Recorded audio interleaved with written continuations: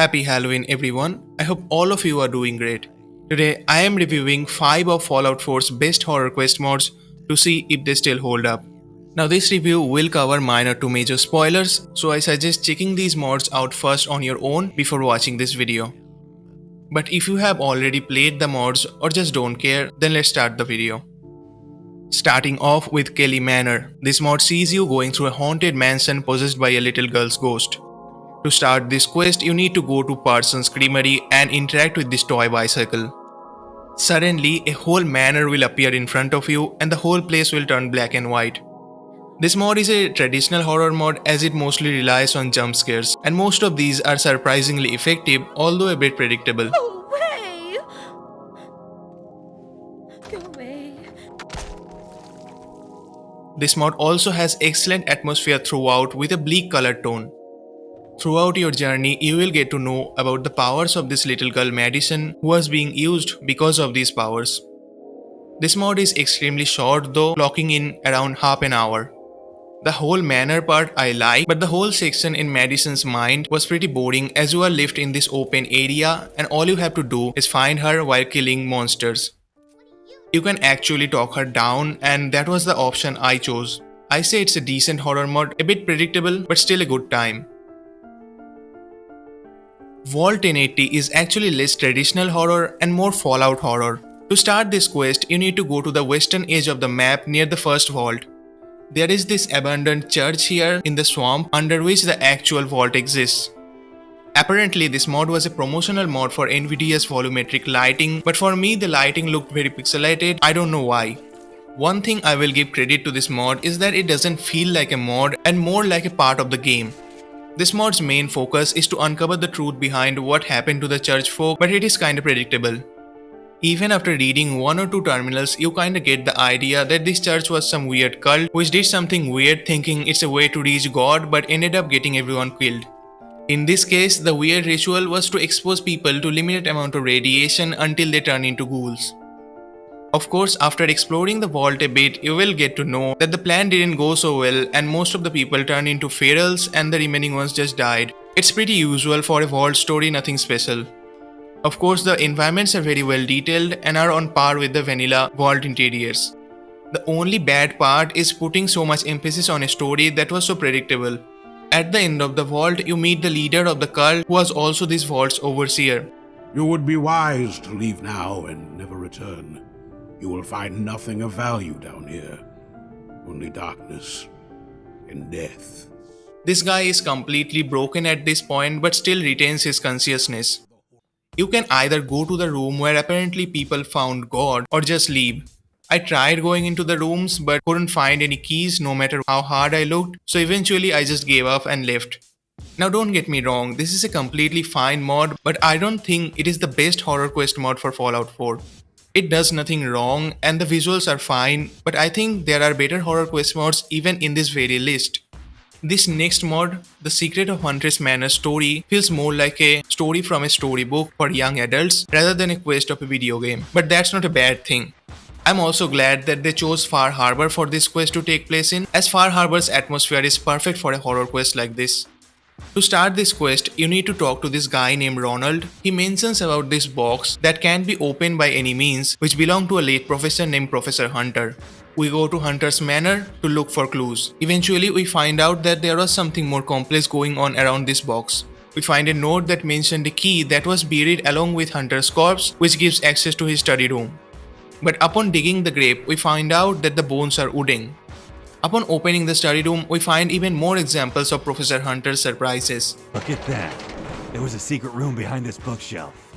Professor Hunter sure was full of surprises. One of his notes mentioned that he got this box from an auction house and also mentioned that a man named Dunwich gave him the key to open this box. Long story short, we go to one of his tunnels in Far Harbor and retrieve the key. But upon opening the box, we only find a few fragments and at the same time the basement door opens. After solving an easy puzzle, we find out that Professor Hunter built a cryopod almost 200 years before people like Mr. House did. It was pretty entertaining to see his reactions of this post-apocalyptic world. It's now 2287. 2287. No, It can't be. I won't listen to the lies of whatever demon this is. Okay, so it kind of feels like I'm summarizing the whole story, so I'm just gonna be skipping some of the non-interesting parts from here. Professor Hunter gets angry by the news that we opened the box. Apparently, an evil god named Ug-Qualtoth was sealed into the box. He sends us to collect 5 arcane metals, which is kind of a fetch quest, but after that we forge Ug-Qualtoth's blade and go into another of Dunwch's tunnel in the ritual site. There is this interesting bit where Ug-Qualtoth tries to trick us by pretending to be Nate. Of course, he didn't know that I have already settled with Preston Garby and also killed my child sin counterpart. So we go to the ritual chamber, but just the moment before performing the ritual, Dunwich shows up and he has this weird smart-ass voice. Professor, it's so good to see you again. Dunwich, this is not possible. What trickery is this? Not possible. I could say the same thing about you. It doesn't really fit his mysterious personality, but whatever. It was revealed to us that this ritual requires a sacrifice, and Professor Hunter sacrificed his own wife to seal Ug-Qualtoth the last time. Not being able to decide in time, we get trapped into Ug-Qualtoth's realm. However, somehow I managed to escape and kill Dunwich to be the sacrifice. After that, it's mostly safety related quests like scattering the arcane metals and putting the key into the right place back again. Of course, you can kinda see some inconsistencies, like before Dunwich was this immortal guy, but then I just killed him with a few bullets. There are most likely other inconsistencies too that I didn't notice, but the whole quest is still pretty entertaining the whole way. I won't recommend doing the Radiant quest that follow after the main quest as they are pretty boring, but the main quest itself was pretty good. I highly recommend this mod. This is the most Halloweeniest quest mod of this list. One thing I like about all of these mods is they are pretty different from each other even if they are horror mods. This next mod takes place inside a mental asylum situated in the swamp part of the map. Upon entering this asylum, you find out that this whole place is a complete mess with bodies everywhere. After going a bit, one of these bodies attack you. Apparently, this facility was secretly creating Lobotomites, and this is where the mod begins. We get to know that there is something secret underneath this facility, but to access it we need to get the password, which was locked by few items that we could retrieve from 4 main parts of the asylum. All of these parts are distinct from each other. My favorite of them are the medical wing and the storage area. Both of these areas have very distinct look and atmosphere to them. It is also worth mentioning that the level design in this mod is absolutely phenomenal. Enemies are placed carefully and there are lots of cover that you can either use to sneak by or can use in combat. The whole mod is like that, and as a result the gameplay is very enjoyable. There are also these boss type enemies who have special masks which look pretty good. After getting all the items and generating the password, we find out that there was this satellite underneath the facility. You can do some stuff with the satellite part, but I didn't really pay attention. I actually paid the least amount of attention in this story, not because it was bad, but it wasn't as interesting to me as the others. It's still a very enjoyable experience. It might not be as scary as the other mods, but it makes up for it by being extremely fun to go through. The last mod in this list is Children of Ug-Qualtoth. Before you ask, this mod is nowhere related to the Huntress Manor mod, it just shares the same antagonist. It is a Lovecraftian horror mod which mostly aims to deliver gut-wrenching visuals, and this is why I have the least amount of things to say about this mod. To start this mod, you need to simply sleep and you will wake up in this nightmarish world. After running back and forth and getting weirder and weirder visuals, you will wake up but have a constant whispering in your ears and a waypoint will be placed in this abandoned mine. The deeper you go into this mine, the more weirder the visuals become and you kinda need to go through it all.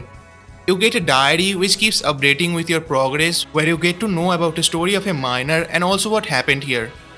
The miner's story is actually pretty tragic as he tries to balance his work life and his relationship with his family after his wife passed, but ended up getting caught in this mess. You also get to know about some other miners, but it's mostly world building stuff. I don't really have too much to say about the gameplay. The visuals mostly carry the whole experience. At the end there is this entertaining boss, but other than that, I don't really have too much to say. If Lovecraftian media is your thing, then you will most likely like it, but even if it's not your thing, there is something for you here. And that is mostly it. All of these mods are extremely impressive and just show the talent of the mod authors. Of course, I recommend all of them, but if you only want to play one of these, I will say go with The Secret of Huntress Manor. It's the longest and it is also pretty fun, but if you are looking for something a bit different, then go with Children of Ug-Qualtoth. As always, thanks for watching and I will see you in the next one.